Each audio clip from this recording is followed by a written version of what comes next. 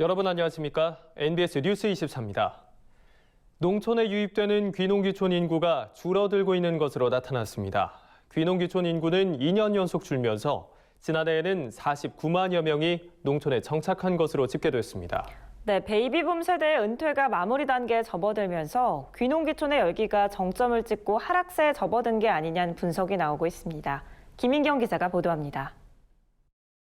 최근 농림축산식품부와 해양수산부, 통계청이 공동으로 2018년 기준 귀농어 귀촌인 통계 결과를 발표했습니다. 통계에 따르면 지난해 귀농귀촌 인구는 49만 330명을 기록했습니다. 2017년과 비교하면 2만 6,500여 명이 줄어든 수치입니다. 귀농 인구는 전년 대비 9%가 줄었고 같은 기간 귀촌 인구도 5% 감소했습니다. 귀농귀촌 인구가 모두 감소한 것은 2012년 통계 작성 이래 처음입니다. 농식품부는 이를 2017년 증가세가 워낙 큰 데 따른 기저효과와 귀농인들의 신중한 준비 경향 등 여러 가지 요인이 복합적으로 반영됐다고 해석했습니다. 귀농인 통계는 귀촌한 당해년도에 농업을 시작하는 경우만 지금 통계로 잡고 있는데 실제로 귀촌 2년차 이후에 농업을 시작하는 분들이 상당한 것 같습니다. 그래서 상대적으로 이제 준비 기간을 좀 길게 잡고 농업을 시작하시는 거 아닌가 그렇게도 해석을 할 수 있을 것 같습니다. 그러나 일각에서는 귀농귀촌 열기가 점점 사그라드는 것 아니냐는 분석이 나오고 있습니다. 베이비붐 세대의 은퇴가 마무리 단계에 접어들면서 귀농귀촌 여력이 고갈됐다는 겁니다. 실제로 은퇴 후 귀농하는 5, 60대는 점점 줄어들고 있습니다. 귀농 가구의 가구주를 연령대별로 보면 50대는 2016년 5,137명으로 최고점을 찍고 이후 2017년부터 계속해서 감소 추세입니다.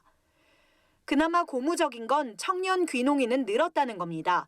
지난해 40세 미만 귀농 가구는 1,356가구로 관련 통계를 작성한 이후 가장 많았습니다. 2017년에 비해서는 2.3% 증가했습니다. 정부의 다양한 청년농 육성 정책이 성과를 낸 것으로 보여집니다. 18년도에 청년 농업인 영농정착 지원 사업을 시작을 했는데 아무래도 수혜 범위와 규모가 크다 보니까 현장에서 호응도 좋고 그 외에 다양한 그러니까 연계 지원 정책들을 저희가 지원을 하고 있는데 이런 정책들이 일부 청년들의 귀농에도 긍정적으로 영향을 준 것으로 해석할 수 있을 것 같습니다. 정부는 이번 조사 결과를 바탕으로 귀농귀촌 활성화를 위한 정책과 지원을 강화해 나갈 계획이라고 밝혔습니다. NBS 뉴스 김인경입니다. 농축협 조합원과 준조합원들은 최대 3천만 원까지 예탁금의 이자 소득세를 감면받고 있습니다. 이 비과세 예탁금 제도는 지난 45년 동안 농민들에게 든든한 버팀목이 되고 있다는 평가를 받는데요. 하지만 제도의 일몰기한이 다가오면서 이를 영구적으로 유지해야 한다는 주장이 나왔습니다. 강창호 기자가 취재했습니다. 2020년 말까지 한시적으로 운영되는 농축협 비과세 예탁금 제도를 영구화해야 한다는 주장이 나왔습니다. 최근 서울 중구 농협중앙회에서 열린 농협 상호금융 50주년 심포지엄에서입니다. 비과세 예탁금 제도란 3천만 원 이하의 농축협 예탁금에 대해 이자 소득세를 감면해 주는 것입니다. 농민과 서민의 소득 증대와 농업 자금의 원활한 조달을 위해 1973년 도입되는데 지난 45년간 농민들의 든든한 버팀목이 되어 주었다는 평가를 받고 있습니다. 윤건용 농협 미래경영연구소 연구위원은 주제 발표를 통해 농축협 비과세 혜택 연구화는 상호금융기관과 지역민 모두를 위해 필요하다고 강조했습니다. 상호기관의 이런 유동성 제공이 금융시스템의 안정성 차원에서라도 이 비예탁급 제도는 우리 연구화될 필요가 있지 않아 그렇게 생각이 듭니다. 농성보안 역할에도 우리가 지역민의 분산 차원에서 연구화될 필요가 있다고 생각합니다. 이어진 종합토론에서도 비과세 예탁금 제도의 영구화가 필요하다는 주장이 이어졌습니다. 김용준 경북 상주축협 조합장은 상호금융이 농촌에서 자금 공급 기능을 담당하고 있는 만큼 경쟁력을 높일 수 있도록 비과세 제도가 영구적으로 유지돼야 한다고 목소리를 높였습니다.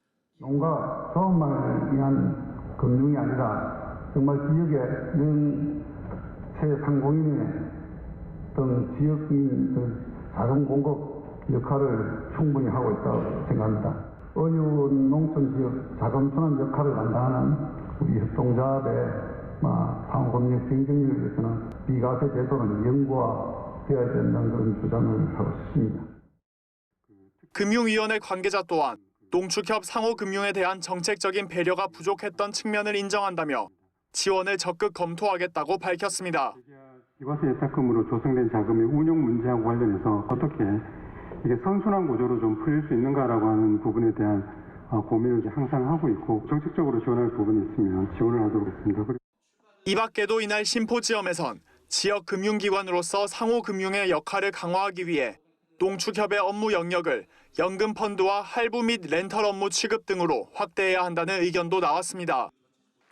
한편 농협중앙회가 주최하고 농민신문사가 주관한 이번 심포지엄에는 유성엽 민주평화당 원내대표, 소성모 농협 상호금융 대표 등 300여 명이 참석했습니다. MBS 뉴스 강창호입니다. 정부가 2022년까지 농축산 분야에서 발생하는 초미세먼지와 암모니아 배출량을 대폭 줄이겠다고 밝혔습니다. 최근 열린 제2차 미세먼지 특별대책위원회에서 발표된 농축산 분야 미세먼지 저감 대책인데 초미세먼지와 암모니아를 줄이기 위한 구체적인 대책이 뭔지 윤슬기 기자가 전합니다. 농림축산식품부가 농축산 분야에서 발생하는 초미세먼지와 암모니아 배출량을 2022년까지 2016년보다 30% 줄이겠다는 미세먼지 저감 대책을 발표했습니다. 2016년 기준 농축산 분야의 초미세먼지 발생량은 2만 300톤, 초미세먼지를 생성하는 물질인 암모니아 배출량은 23만 7천 톤인데 이를 2022년까지 각각 1만 4천 톤과 16만 6천 톤으로 감축하겠다는 겁니다. 농식품부는 농축산 분야 미세먼지를 체계적으로 감축하기 위해 미세먼지 배출원별 저감 조치를 마련했습니다. 농축산 분야에서 발생하는 미세먼지는 노후 농기계를 작동할 때나 농업 잔재물을 소각할 때 주로 배출됩니다. 그리고 축산 분뇨와 화학 비료에서 미세먼지를 만들어내는 물질인 암모니아가 발생합니다. 농식품부는 우선 트랙터와 콤바인의 배출가스 저감에 주력할 방침입니다. 이 기계들은 보급 대수가 많고 출력이 큰 데다 경유를 사용해 미세먼지가 많이 배출돼서입니다. 매연 저감 장치 부착을 지원하고 노후 농기계를 조기 폐차할 시 지원금을 주는 방안을 검토하고 있습니다. 또 농업 잔재물을 태울 때 발생하는 미세먼지를 줄이기 위해 환경부와 함께 농업 잔재물 수거 처리 지원 시범 사업을 추진합니다. 더불어 농촌 폐기물 등의 불법 소각을 방지하고자 영농 폐기물 수거 인프라 구축에도 나설 계획입니다. 미세먼지 발생의 주요 원인인 암모니아 감축을 위한 대책도 내놨습니다. 암모니아 전체 배출량의 80% 이상이 농축산 분야에서 배출되는데 그중 약 92%가 축산 분뇨, 8%가 화학 비료로 인해 발생해서입니다. 암모니아 발생의 주 원인인 축산 분뇨는 연말까지 퇴비 유통 전문 조직을 140개소 만들어 관리할 방침입니다. 또 축산 관련 인센티브 지원 사업 대상자로 우선 선정되는 깨끗한 축산 농장을 확대 추진할 계획입니다. 깨끗한 축산 농장에 지정되려면 쾌적한 축사 환경 조성을 위해 우수한 가축 분뇨 처리가 요구되고 있는 만큼 농가가 자율적으로 암모니아를 줄이는 데 도움이 될 것으로 기대됩니다. 더불어 농식품부는 친환경 농업을 확대해 화학비료 사용량을 줄이겠다고 밝혔습니다. 2020년까지 화학비료 사용량을 2016년 대비 13% 절감하는 게 목표입니다.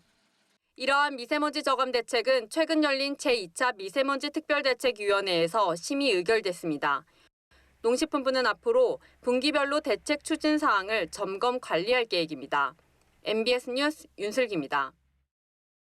고구마가 건강에 좋다고 해서 챙겨 먹는 분들 많으실 텐데요.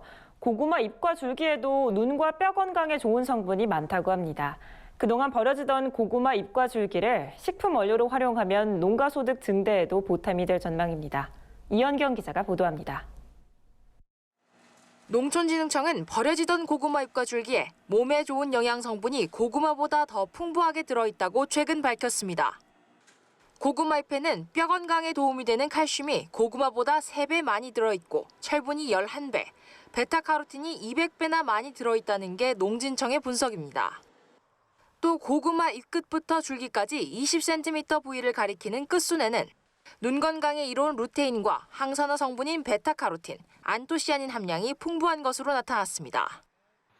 특히 고구마 품종 가운데 주황미의 끝순에는 루테인 성분이 100g당 47mg이 들어있어 시금치와 비슷하며 부추와 취나물보다 1.5배 많은 것으로 확인됐습니다.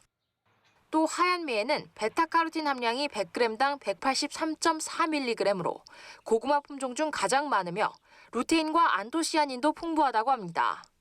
저희 농가에서는 고구마는 찌어 먹거나 구워 먹거나 아니면 줄기만 채취해서 먹는 줄 알았는데 잎에 이렇게 좋은 영양 성분이 많으면은 농가 판매 소득에도 많이 도움이 될 것 같습니다.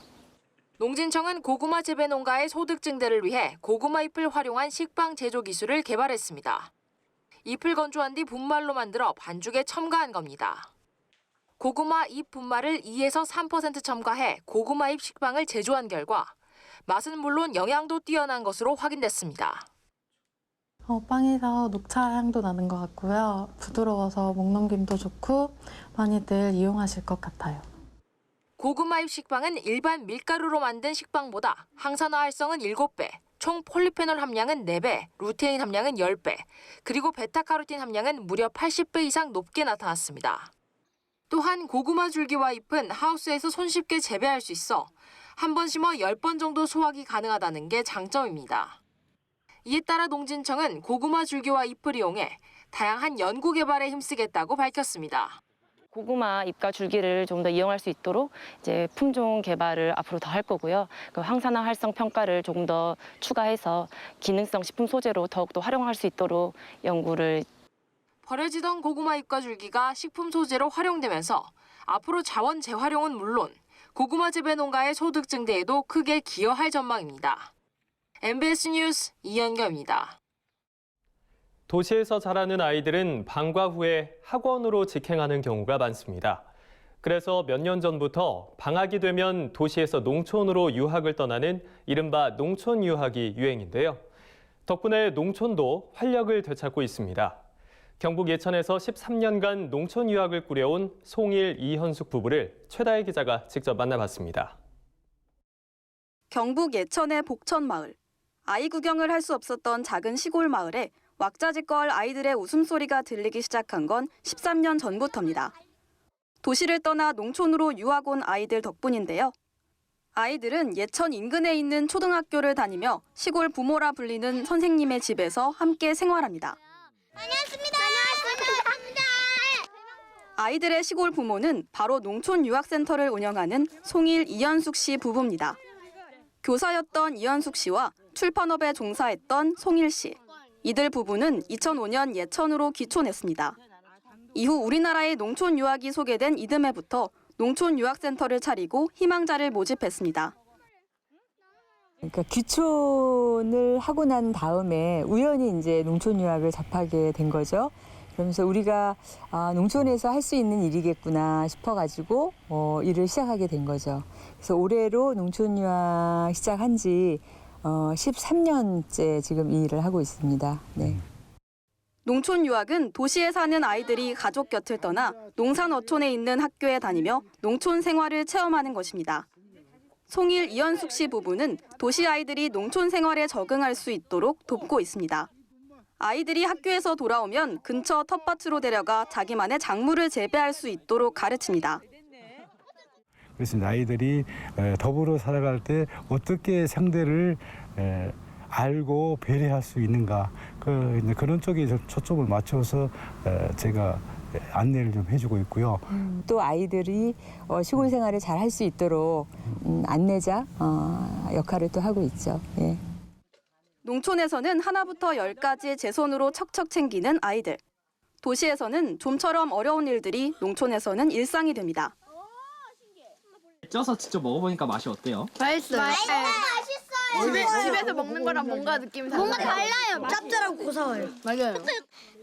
우리가 직접 심어보고 직접 키워보고 직접 따보는 음식들이 더 맛있는 것 같아요. 농촌 유학은 공동체 생활을 통해 사회성과 자립심을 기를 수 있는 것이 가장 큰 매력입니다. 도시에 좀 짜여진 생활 속에 있다가 매일 학원 다니고 그러니까 스마트폰에 이제 노출된 친구들이 뭐 그런 거 없이 여기서 생활하거든요. 그러니까 자연스럽게 마음도 좀 그러니까 풍요로워지고 여유로워지죠. 예. 그런 게 가장 큰 변화가 아닐까. 네. 또한 스마트폰이나 게임 대신 붓글씨와 풍물놀이, 예절교육 등 도시에서 쉽게 접해볼 수 없는 다채로운 프로그램도 체험할 수 있습니다. 아이들의 맑은 웃음소리를 들으며 살아있는 교육을 하고 싶다는 송일 이혜숙 씨 부부. 지난 13년간 쌓아온 농촌 유학의 교육 과정을 전파하며 바람직한 농촌 유학의 모델로 자리매김하고 싶다는 포부를 밝혔습니다.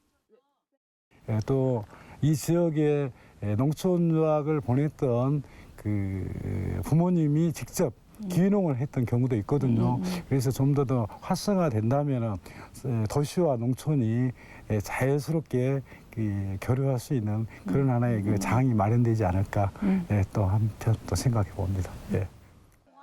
두 사람의 열정이 담긴 농촌 유학센터에서 많은 어린이들이 농촌의 소중함을 느끼는 인재들로 자라나기를 기대합니다. MBS 뉴스 최다입니다. 다음은 지역 뉴스입니다. 경상남도와 국립농산물품질관리원 경남지원은 최근 원산지 거짓 표시와 부정 불량식품 근절을 위해 식품안전 합동 단속반을 구성했습니다. 양 기관은 원산지와 위생 분야에 대해 월 1회 합동 단속을 실시해 기관별 중복 단속을 지향하고 경상남도 특별사법경찰의 전문성을 높여 식품안전 사각지대 해소를 위해 협력하자는 데 뜻을 모았습니다. 아울러 단속 결의를 다지기 위한 다짐대회를 개최해 합동 단속반 운영 계획과 기관 간 정보를 상호 교환했습니다. 전라북도는 전북농협지역본부와 함께 최근 전북도청 다목적 광장에서 양파 특별 판매를 실시했습니다. 올해 양파의 단위 면적단 생산량이 평년보다 25% 이상 늘어 양파 가격이 하락한 데 따른 겁니다. 전북도와 전북농협은 이번 행사에서 양파를 20kg 한 망에 6,500원, 10kg은 3,500원에 판매했습니다. 전북도 내 기업들도 양파 소비 촉진에 팔을 걷어붙였으며 전북도는 자체적으로 유관기관과 협업해 양파 소비 촉진을 지속해 나간다는 방침입니다. 경상북도는 월급 받는 청년 농부제 2기를 5일까지 모집합니다. 월급 받는 청년 농부제는 선도 농업법인에서 농사를 배우고 월급도 받을 수 있는 사업으로 경북도는 2기부터 지역 제한을 없앴습니다. 만 18세에서 39세 이하 미취업, 농업경영체 미등록자로 경북도 내 농업법인에 근무할 수 있는 청년이라면 전국에서 누구나 신청이 가능합니다. 경북도는 1차 서면 심사 후 현장 투어와 2차 면접을 거쳐 최종 15명을 선발할 계획입니다. 최종 선발된 청년들은 8월부터 2년간 선도 농업법인에서 근무하며 월 200만 원을 지원받게 됩니다. 충청북도 농업기술원은 최근 와인 생산용 효모균주에 관한 특허를 출원했다고 밝혔습니다. 도 농업기술원 와인연구소는 지난 3년간 국내에서 재배되는 포도 품종인 캔베럴리와 머루 등 17종을 수집해 와인으로 발효시킨 뒤 약 3,956종의 효모균주를 수집했습니다. 이번 특허균주는 높은 알코올 농도와 당 농도에서도 생육이 가능하고 기존의 외국산 시판 효모균주보다 생리 활성이 뛰어난 것으로 나타났습니다. 특히 탄닌 함량이 높았으며 안토시아닌 함량은 2배가량 높은 수치를 나타냈습니다. 이번 효모 발굴로 고품질 국산 와인 제조가 가능해졌으며 소비자들은 뛰어난 품질의 한국 와인을 즐길 수 있게 됐습니다. 저희가 준비한 소식은 여기까지입니다. NBS 뉴스 24 마칩니다. 함께해 주신 여러분 고맙습니다.